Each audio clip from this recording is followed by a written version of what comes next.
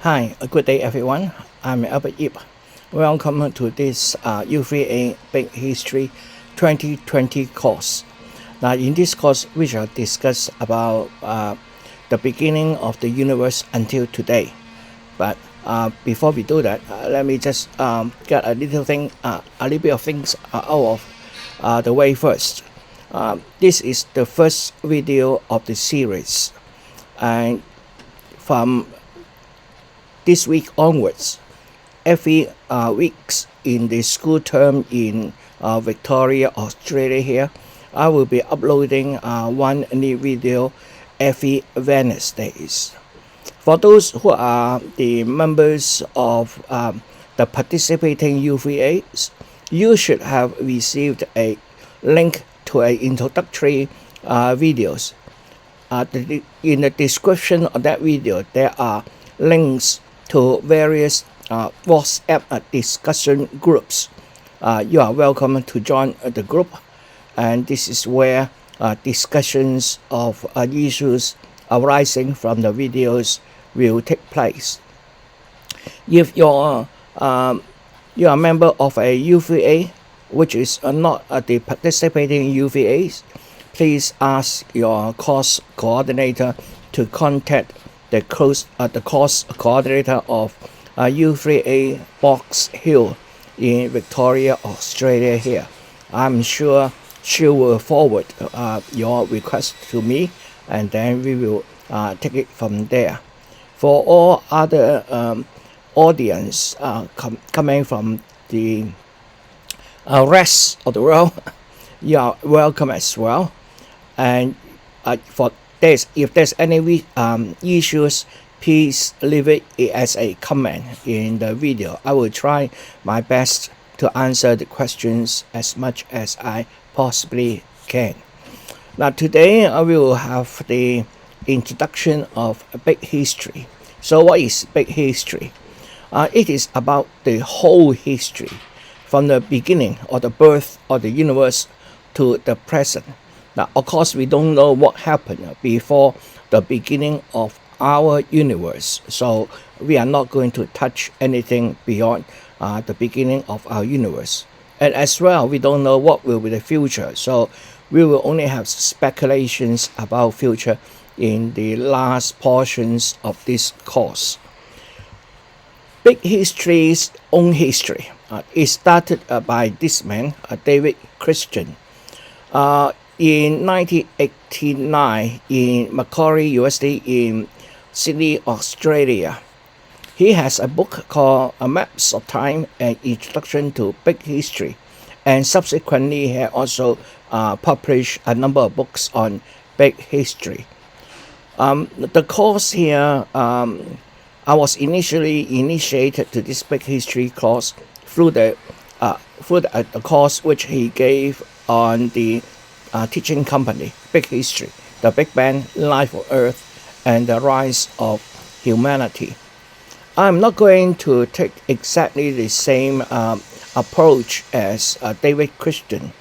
I will be more likely to be a theme based. The theme will progress almost along the time axis, like the development of history itself, but I will be covering maybe a different time scale on the same presentation when the themes require that. The reasons why I'm interested in big history is obviously the first thing is curiosity. Knowledge is sometimes driven by curiosities. I'm interested in this because it covers such a large area. I'm also concerned about the humanity. We are entering a very special period of our development. There are many challenges which require humanity to work together. Without such a cooperation, our species might not survive. Big history course is an evidence-based approach to knowledge. We are not touching on any speculative or imaginary works. We will try to stick to facts as much as possible.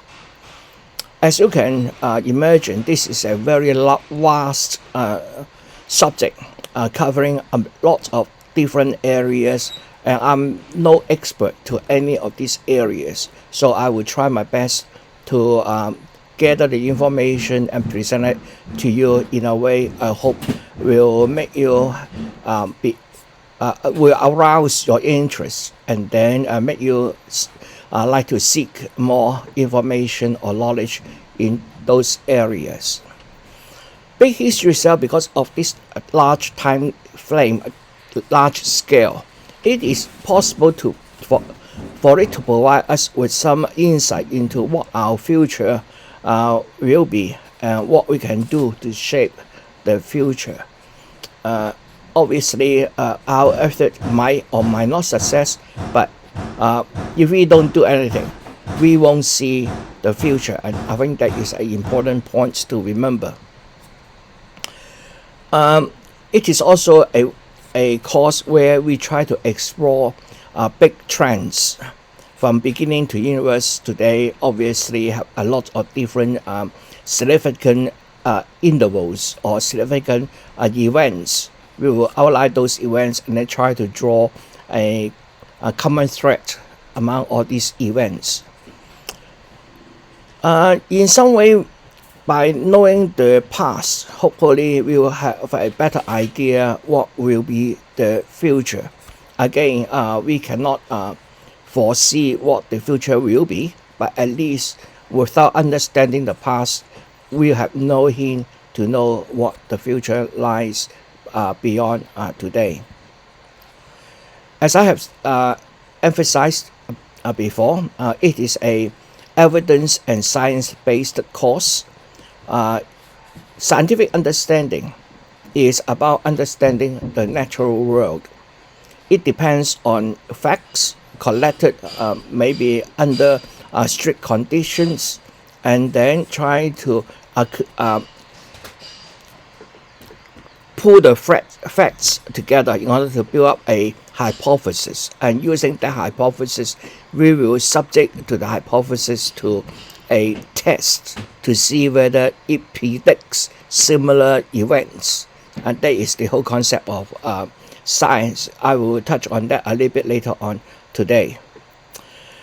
As science develops, a new material, new discovery, new facts are found, and therefore the hypothesis which make up the scientific theory might be modified and updated.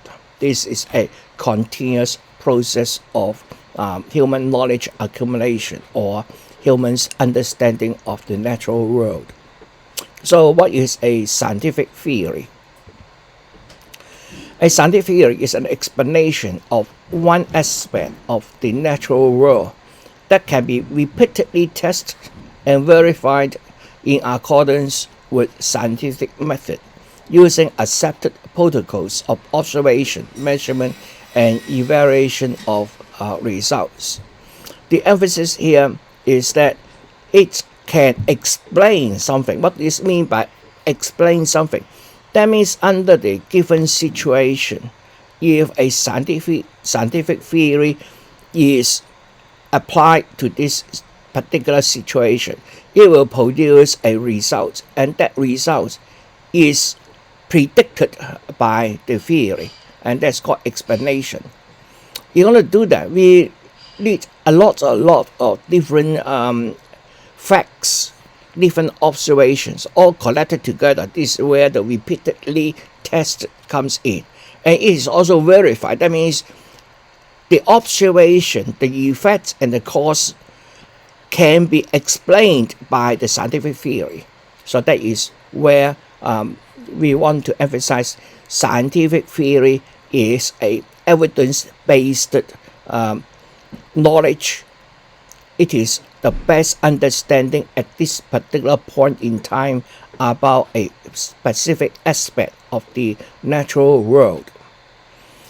Now, the meaning of the term scientific theory often contradict with theory for brevity, as used in disciplines of China, is significantly different from the common usage of the word theory. In everyday word, theory can imply an explanation which represents an unsubstantiated and speculative guess, whereas in science, it describes an explanation that has been tested and widely accepted as valid at this particular point in time under this particular situation. So there is a large difference in terms of how the word theory is used. In science, the word theory is a very strong evidence-based statement in which there are many observations which produce exactly the results as the theory predicted. Whereas in everyday use, theory means just a way of saying something with no substantiated evidence, or it's just a guess. So when we deal with this one in this course, the word theory refers to scientific theory.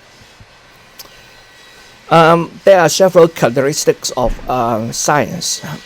It is foreseeable.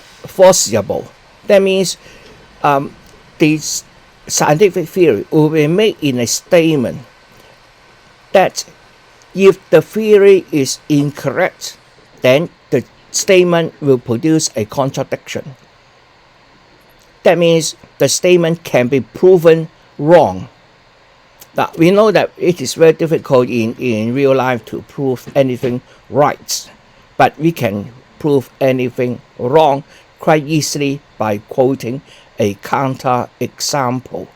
That means in the area of scientific inquiry or scientific understanding, we have a theory, and the theory predicts something. As long as you do not discover a counter example, we assume the theory is still correct. But once there's a counter example, then the theory might need to be modified, or the conditions which specify the theory has to be limited to a different scope. For example, a lot of people talk about Einstein's relativity overthrown Newton's law in gravity. Well, in some sense, it is true, but in everyday life, we are still applying Newton's theory. Why? Because the conditions at which Einstein's relativity applies do not happen in our daily experience. For example, when we talk about applying relativity, we are talking about speed of the object approaching the speed of light. In our daily, everyday dealings, we don't even exceed the speed of sounds by a factor of maybe 10. Hypersonic flight is just starting in defense sector. They are talking about less than 10 Mach. That means 10 times, less than 10 times the speed of sound. And light is much faster. So in ordinary dealings with nature, we don't need to apply Einstein's relativity. But once we are going to a very large scale, when the speed may be close to the speed of light, then we have to apply Einstein's relativity. So when we look at this, the Newton's theory as well as the Einstein's relativity theory, in one way, Einstein's theories includes a special case, which is Newton's theory. Newton's theory is only a special case. That means when Einstein discovered these relativistic effects, he modifies the understanding of Newton's theory of gravity, because there are some inaccuracies in Newton's theory, which is related when the object is moving very close to the speed of light. Otherwise, it is all compatible. So that is where scientific theory is. And then the other characteristic is it is supported by many. The word here is many. And then the second important one is independent. Many independent strands of evidence rather than a single foundation. It is consistent with all pre-existing experimental results and at least as accurate in its predictions as are any existing theories. So they are good information or good knowledge in scientific theory. A scientific fact is a repeatable, careful observation or measurement. That is also called empirical evidence. In the most basic sense, a scientific fact is an objective, verifiable observation. That means you will lift up a stone and let it go, it will drop to the ground. Everybody can do that. It is verifiable, and therefore it is a observation, a scientific observation, which we can say is a scientific fact. It is verifiable by anyone at any time and anywhere. And of course, you under the same circumstances will produce the same result. That means if I pick up a stone and let it drop, or you pick up a different stone and let it drop, then the observation that it will hit the ground is the same, no matter who do it, or at what time you do it, or where you do it. Of course, there are conditions. Okay, suppose we do it in the outer space, then there's a different circumstances. But on the surface of Earth, it is the same, and therefore it is a scientific fact and is verifiable by anyone. Scientific laws are based on all these repeated experiments or observations, and then we'll expand out a little bit to predict a range of similar events or phenomena. For example, I could say, well, one of the scientific laws is that you lift up a stone, it will fall to the ground. Then it doesn't apply to which stone. Any stone will do that. Anywhere you do that, anybody doing that, at any time it will behave the same. So that becomes a scientific law. So scientific law is a summary of the results of many experiments, many observations, usually within a certain range of application. As I have mentioned, this is true on the surface of Earth. It is not true in outer space or deep in the ocean, where there are other effects coming into play. So they are merely a distillation of the results of repeated observation. Scientific theory or law differ from scientific theory in that they do not posit a mechanism or explanation of phenomena. Scientific theories are broader in scope and give overarching explanations of how nature works and why it exhibits certain characteristics. Theories are supported by evidence from many different sources, and many contain one or several laws. For example, when we refer to Newton's law of gravity, it involves not only saying that the stone, when you lift up, it will fall back to the ground. You also describe how fast it falls down and what are the conditions that will in which this behavior may change. Knowing the scientific theory, then we will look at how do we arrive at a scientific theory. So it is the scientific method. It is an empirical method of acquiring knowledge, characterized by so-called development of science since the 17th century. It involves careful observation, applying vigorous skepticism about what is observed, given that cognitive assumptions can distort how one interprets the observation. Now, in order for scientific theory to be valid, we have to eliminate our human factor, especially our human bias. Therefore, when we do observations, we try to do it using a method which doesn't involve a personal interpretation. For example, we don't say, "Oh, this is red because da da da da." That is not a scientific theory. Obviously, sometimes you say when we have a litmus paper to test the acidity of a solution, then you dip the paper in, then you have a color change, and usually the color change to red when it is acidic. But that is not a scientific theory.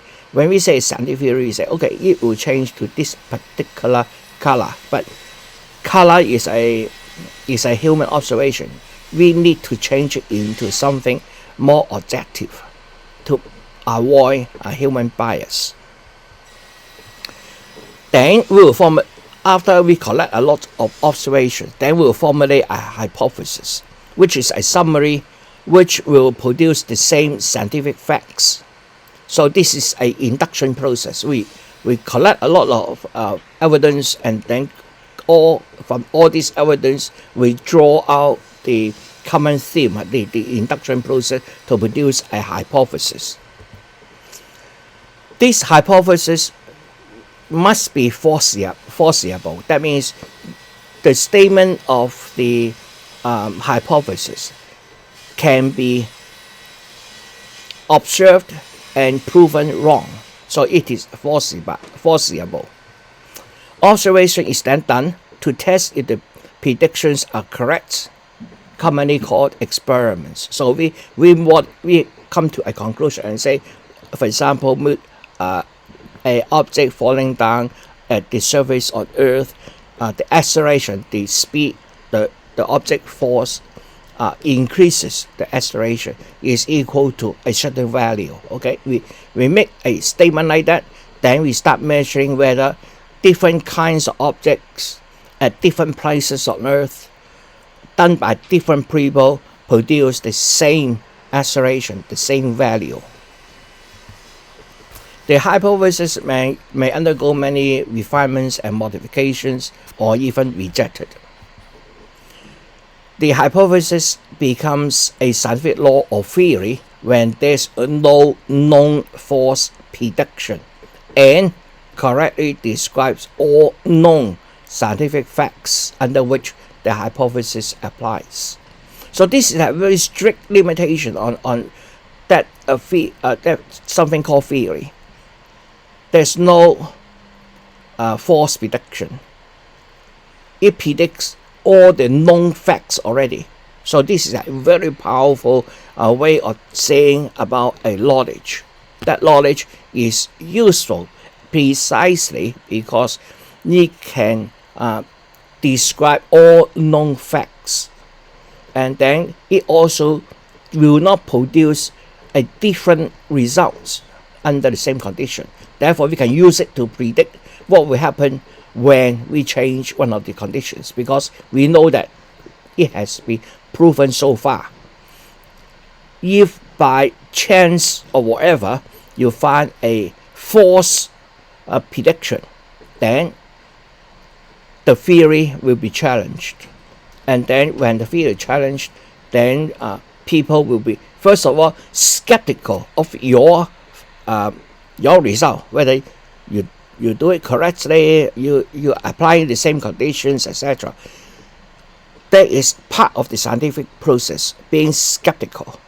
And your observation has been proven and done by other observers at other places, at other places, and then find that it comes to your same conclusion. Then it becomes a challenge to the theory. Either the theories have to be modified or rejected.